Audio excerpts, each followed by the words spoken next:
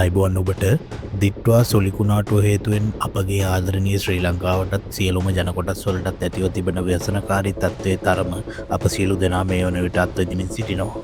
විශේෂයෙන්ම අපගේ මධ්‍යම කඳුකරය ඉතිහාසයේ දරුණුතම නායෑමේ උදුරට මෝඩ පා ඇති අතර සිය ගණනක් ජීවිත අහිමිව තවත් සිය ගණනක් පොළොව යට අතුරුදහන්ව ගොස් තිබෙනවා. මෙවන් ව්‍යසනයන් කාලෙන් කාලයට අපට ලෝකයේ විවිධ රටවලින් වාර්තා වන අතරම ඉන් ඇතැම් ව්‍යසන නිසා සිදු වූ හානිය අදාගන්නත් බැරි තරම්. ඉතින් අද වීඩියෝවෙන් මම ඔයාලට අරගෙන එන්නේ 1970 වසරේදී පේරු රාජ්‍යයේ යුන්ගෙයි නගරය ආශ්‍රිතව ජීවිත දහස් ගණනක් බිලිගනිමින් සිදු වූ ලෝක ඉතිහාසයේ මෙතෙක් වාර්තා වූ දරුණුතම නායෑම් පිළිබඳවයි. ආරාධනා කරනවා රැඳිලා ඉන්න මේ වීඩියෝවේ අවසානයේ තෙක්ම.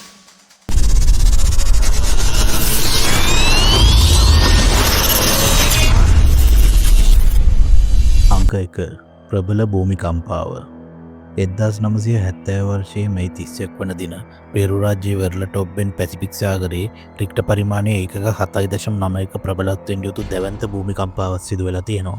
මෙම දැවැන්ත භූමිකම්පාවේ කම්පනය එරට කෝඩිලේරා බ්ලැන්කා කඳු පන්තියට වගේම පේරු රාජ්‍යයේ උසම කන්ද වන මීටර් 6768ක් උස නෙවාඩෝ හුවස්කරන් දක්වා බලපා තිබුණා කියලා සඳහන් වෙනවා. අංක 2 නායෑමේ ආරම්භය සිදුවුණු දැවැන්ත භූමිකම්පාව නිසා හුවස්කරන් කන්දේ උතුරු මුදුනේ මීටර් 5500ත් 6500ත් අතර උසකින් විශාල ගල් අයිස් සහ හිම කොටසක් කඩාවැටීම සිදු වෙලා තියෙනවා. මෙම කඩාවැටීම සිද්ධ වෙලා තියෙන්නේ 511 ලෙස හඳුන්වන ග්ලැසියරය මතට කියලා තමයි සඳහන් වෙන්නේ. එයත් සමග විශාල අයිස් ගල් හා මඩ ප්‍රමාණයක් එකතු වීමෙන් ඉතා වේගවත් නායෑමක් බවට මෙය පත් වෙලා තියෙනවා. විශේෂඥයන්ට අනුව මෙම නායෑමේ පරිමාව ඝන මීටර් මිලියන 50ත් 100ත් අතර ප්‍රමාණයක් වූ බව තමයි ගණන් බලා තිබෙන්නේ. අංක 3 වේගය සහ විනාශය. නායෑමේ වේගය පැයට කිලෝමීටර් 280ත් 335ත් අතර වුණා කියලා තමයි වාර්තාවල දැක්වෙන්නේ. ඒ අනුව විනාඩි කිහිපයක් ඇතුළත යුන්ගෙයි ප්‍රදේශයේ කිලෝමීටර් 14.5ක් පමණ දුරක් සම්පූර්ණයෙන්ම යටවීමට ලක් වෙලා තියෙනවා. යුන්ගෙයි නගරය ආරක්ෂා කරන ලද ස්වභාවික කඳුගැටයක් තිබුණත් නායෑමේ විශාලත්වය සහ වේගය නිසා මෙම අපද්‍රව්‍ය තට්ටුව එම කඳුගැටයද ඉතා පහසුවෙන් නික්මවා ගියලා තියෙනවා. නායෑමෙන් යුන්ගෙයි නගරය අඩි 10ත් 20ත් අතර මඩ ගල් සහ සොන්බුන් තට්ටුවකින් සම්පූර්ණයෙන්ම යට වෙලා තිබෙනවා. 1962 දී මෙවැනිම කුඩා කඳුවැටීමකින් නැවත ගොඩනගා තිබූ රන් රහීර්කා නගරයද මින් සම්පූර්ණයෙන්ම විනාශ වෙලා තියෙනවා. අංක 4 බලපෑම සහ ජීවිත හානි.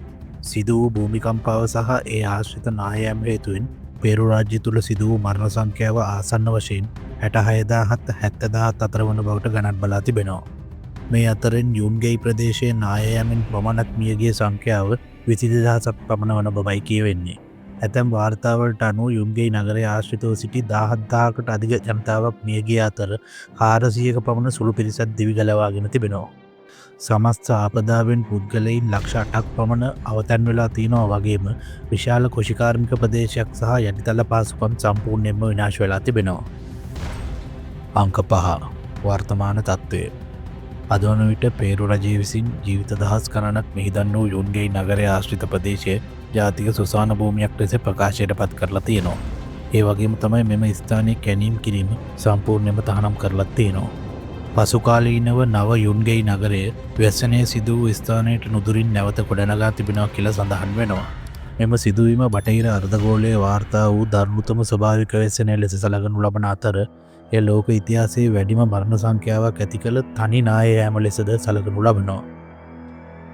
දැනුමෙන් පිරුණු නවතම වීඩියෝ නරඹන්න අපගේ හොඳම එක YouTube නාලිකාව සබ්ස්ක්‍රයිබ් කරලා තියාගන්න. අලුත් වීඩියෝකින් හමු වන තෙක් ඔබට සුබ දවසක්.